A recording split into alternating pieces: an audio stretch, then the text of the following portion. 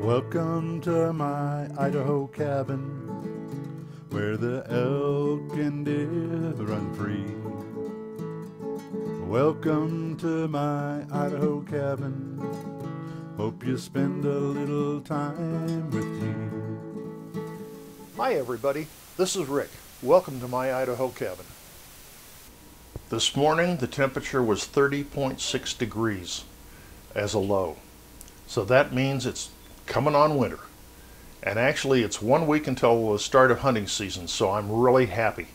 Now I can start making some of my favorite meals, stews, casseroles, stuff like that. So today I'm going to make a Dutch oven beef stew for you guys. Hang on, I'll show you how to make it. For my beef stew, I prefer to use a beef chuck roast, which is on the left there.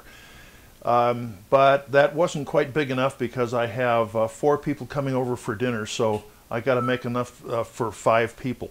So I had a boneless ribeye in the freezer, and I thawed that out, so I'm going to throw that in there too. So it's going to be a combination of beef chuck and boneless ribeye.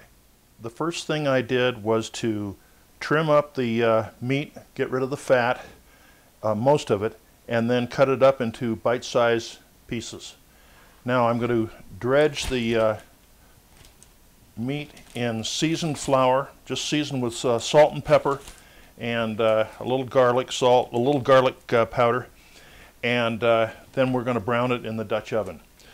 The reason I flour it is so that it will develop a little bit of a fond in the bottom of the Dutch oven, and that means flavor. So when I get ready to put this stuff in the Dutch oven, then I'll bring you back. The Dutch oven is now heated up on medium-high heat, and so I'm going to put a little oil in it in the bottom.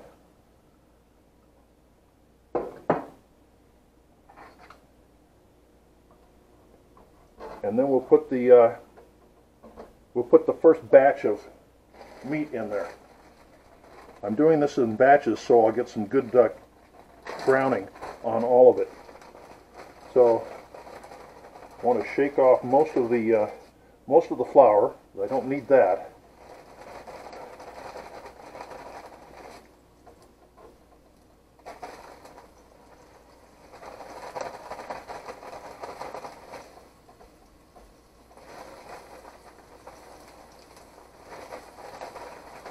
Then we'll let that brown on all sides, and then I'll take it out and continue browning the rest of the meat, and when we get to that stage, I'll get you back.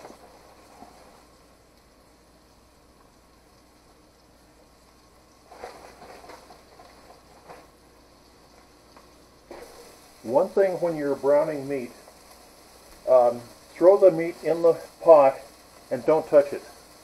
Just let it sit there. The meat will tell you when it's ready to be turned and when it's browned. That is not only for a pot, but also on a grill or a smoker, whatever. If the meat, when you try to turn the meat or something like that, if it sticks to the grill, it's not ready. The meat will tell you when it's ready to turn over. So this has been turned once, and you can see how nicely it browned. And now I'm just turning it around, making sure that I get all the sides brown. That gives your stew a nice flavor and a nice color. So this is just about ready to take off and set aside so I can continue to brown the rest of the meat. Now that the meat is browned, I'm going to deglaze the Dutch oven with some red wine and some of my homemade beef stock, which I made, I think I put a video on a little bit ago. This is 8 of 20, so it was just a couple of weeks ago that I put that on, so you can go to my YouTube video there on beef stock and see how I made that if you want. Okay, I've lowered the temperature on the pot down to low, and I'm just going to add the wine and scrape up the fond from the bottom. It will, adding that to the Dutch oven will cause it to loosen up, and then you get that all in your beef stew, and it really tastes good. That's where all the flavor is. So scrape good, scrape it well, and then we're going to add the beef stock, and I'll put the meat back in the pot. And then we can start adding vegetables and spices and stuff like that and get this thing going. Because what you want to do, once you get all the ingredients in there, is just put it on a very, very low, like, simmer, and simmer it for a nice long time. Your vegetables will get nicely cooked, and the meat will be very, very tender. Okay, that looks like it's all done. So I will add the beef stock.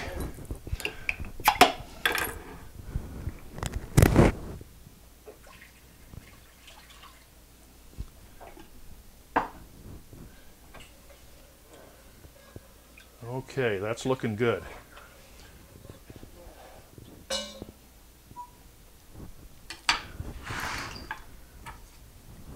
I'll put the meat back in here. And now we're ready for some vegetables.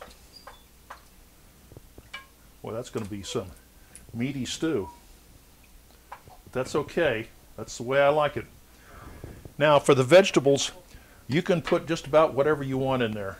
I like potatoes, onions, and carrots. Sometimes I'll throw in something else, but if you want to put foo-foo stuff like turnips or rutabagas or something like that, feel free. This is kind of a, you know, everyone is different. Just put in what you have, clean out the vegetable bin in your refrigerator, and go from there. But this is a great way to keep the vegetables rotated in your refrigerator. So give it a shot. Well, I found some celery in the refrigerator, so that's going in there too. So except for the tops, then those are going to Smokey. He loves celery tops. Okay, I've added the carrots, the onions, celery, and potatoes to the stew, and now I'm just going to stir them in a little bit. Get them down there in that liquid.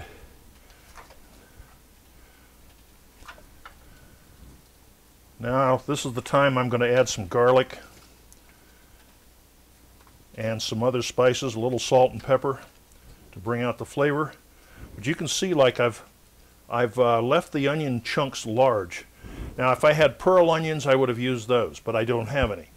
Also, if I had any mushrooms, I would put those in. They are really, really super. But leave them big. Don't cut them up or slice them, anything like that. Just leave them big. So that's about it until I add the spices. Okay, I've added all the spices. I'm going to put a little salt in here and some pepper. Now I added some oregano and some Tony's seasoning to this mixture because I think that really those spices really enhance the flavor of the of a stew. So get this stirred up here a little bit. Get all those spices mixed in and get everything covered here. Okay, now I'm going to put the top on it. It's on. It's just to where it'll simmer just a little bit, and now I can walk away for about 4 hours. So I'll stir it occasionally. Okay, I'll let you in on one of my secrets. I'm going to put in just a touch of cinnamon.